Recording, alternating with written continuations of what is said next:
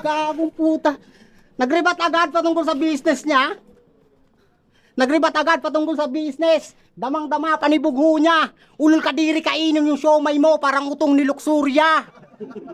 Tanong to. Yo, game! Kamusta, tol? Buti walang bagyo sa barangay nyo. Dahil joke lang. Nakamove on na ako dyan. Pero mainit daw tong laban natin. Pwes, ako magpapaulan. Round 1 game! Simulan natin sa hustle. Tangina ng tinda mo ang pangit. Yan yung tipong di ako bibili kahit na marami ang budget. Kasi yung paninda mo't ikaw, parehong walang kwenta i-market. O panis siyang nagbebenta ng siomay when ay siomay talent. Anong kalkala mo malinaw na yung kita?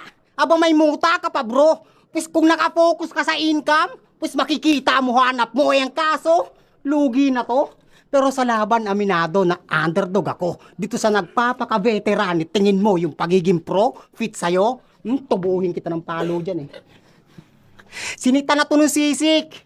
Yeah, on camera, nabisto yan.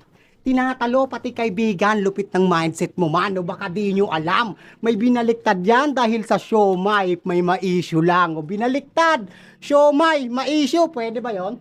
Okay na yun. Tas sasabihin mo, business-minded ka, will take the risk. Papahirapan ka sa lines kahit mga banat mo ang rich, kilalang nakikisali sa usapan para makakuha lang ng shit. Pues di mo yan ikakayaman kung sa pangangalkal ng basura ka nag-stick. Pero may pera nga ba sa basura? Alamin natin yung kaibahan. Kung sa bagay, recycled man yan o hindi, nagawa niya pa rin pagkakitaan. Ngayon ka mag-imbento ng kwento, tsak mabibisto kahit pa ikailayan. Tandaan yung di lahat ng basura ay pwedeng pagkapirahan at isa ka na doon! Tangina kada may post ako umayde yung react niyan, matik. Okay naman sana, kaso nga lang parang sarcastic. At nalaman ko na lang na kaya siya ganyan para may anggulong magamit. O, paano pa magiging solid yung battle kung pinapakita mo pagka-plastic, di ba? Laban na kay Genesis, awit.